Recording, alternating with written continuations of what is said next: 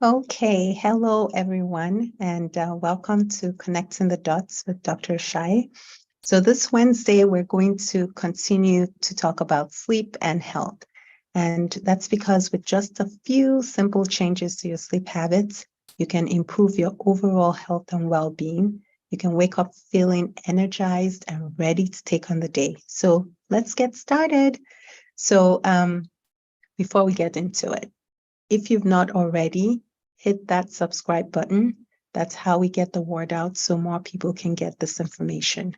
This is Connecting the Dots with Dr. Ashaye. I'm your host, Lola Ashaye. I'm a board-certified family medicine and lifestyle medicine doctor and owner of In Touch Primary Care in Sugar Land. And here we believe everyone deserves access to high-quality healthcare, and that's why we offer a concierge-like experience. So if you're a current patient or you're just seeking to learn more about how to improve your health, this video is perfect for you. So sit back, relax, and let's start building a healthy sleep foundation. Okay, so today we're going to be answering questions about sleep. And one of the common questions that I get a lot is, why do I wake up tired even though I've had enough sleep? So you're sleeping this recommended 7 to 8 hours of sleep and you're still tired, right? You wake up tired. So there are many reasons for this, but I'll list some of the common ones.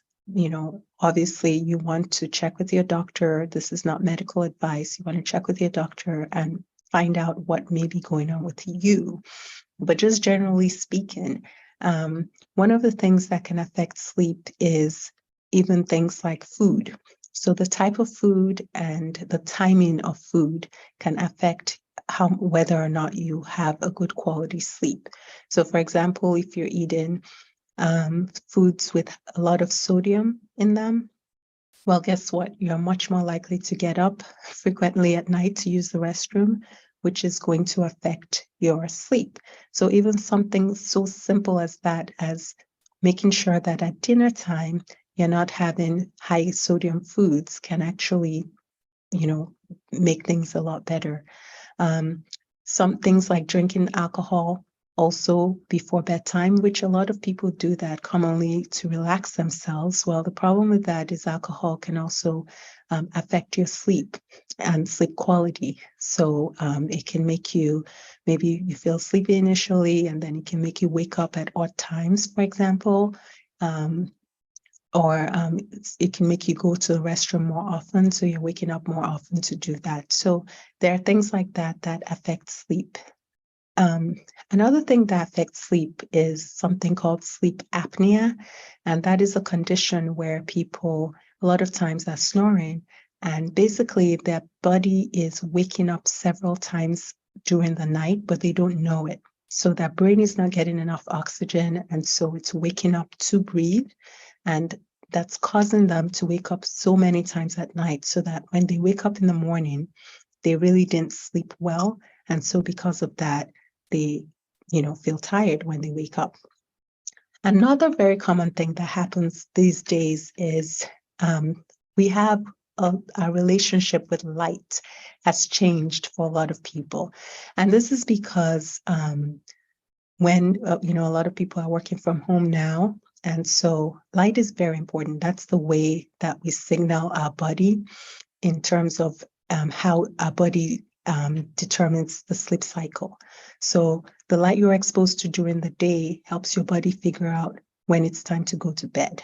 So if you are always indoors because you're working from home and then you're staying up to watch TV, your body gets confused, okay? It's not really sure what time it is, what's supposed to be doing, and that can really affect sleep quality and even falling asleep, sleep onset as well. So one other thing that comes up a lot is melatonin. So a lot of people, does melatonin help? And melatonin can help in some situations. It can be situations, it can be helpful in people that shift work, for example.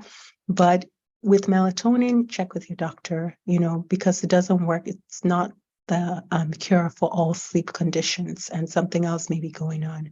The thing to remember about melatonin is that melatonin drives the timing of sleep. So not so much the process. So if people are waking up a lot at night, melatonin probably is not the best solution for that, because it's really more driving the timing of your sleep rather than the process of your sleep. And at times, melatonin may need to be augmented with like vitamin B6 or with magnesium in people that need it. But again, that's something that you want to discuss with your doctor. All right, so last question. What can I do if I'm waking up in the middle of the night? Well, as I mentioned earlier, there are many things that can make that happen. So the first step is to figuring out why you're waking up. But once you've determined that, there are some things you can start doing. One of the things to remember is that we're much more sensitive to light at night than we are in the middle of the day. Okay, so light includes blue light, which you can get from the bulbs or from your computer, your screens, your phone screen. If you have not already, you definitely want to change your screens to dark mode at night if you're using them, because blue light, your exposure to blue light can significantly affect your sleep. So what can you do? So one of the things you can do is you can expose yourself to late afternoon sunlight. And what that does is it reduces your sensitivity to melatonin at night.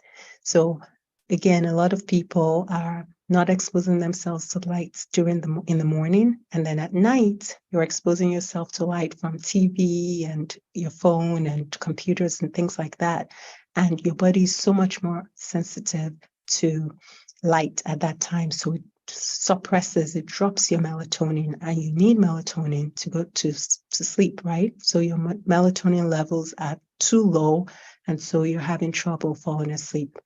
However, if you expose yourself to late afternoon sunlight, you're not quite as sensitive to the blue light later in the day, and that helps. So that's one of the things you can do. Another thing you can do is you can increase your late afternoon hydration. So when you drink more water, what happens is your blood flows better, basically, and that helps to cool your core body temperature. And you need a cool core body temperature to sleep well.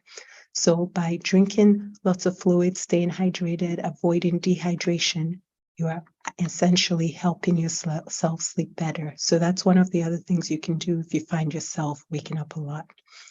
The other thing I alluded to earlier is, try not to drink alcohol, caffeine, because those are diuretics. So basically those make you go to the restroom a lot. It dehydrates you. So you want to avoid those in the evenings. And then, keeping the place dark is important. So just being very, some people are very sensitive to light. And so even just having light coming from under your door or light coming from the side of your curtain, things like that can actually affect your sleep. So just try to make sure that your room is as dark as possible. If you have dimmer lights, that's really helpful. That way you can dim the lights during the, towards the end of the day, and so that you're not exposing yourself to bright lights. And then you want to make sure that your room is cool. So you want to cool the temperature of your room gradually through the night. So I hope that helps. It's so important that we build a healthy foundation.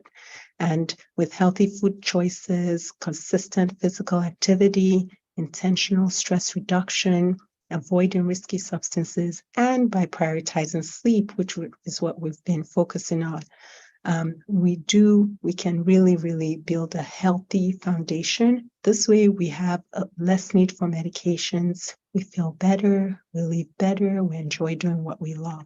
Sleep is powerful.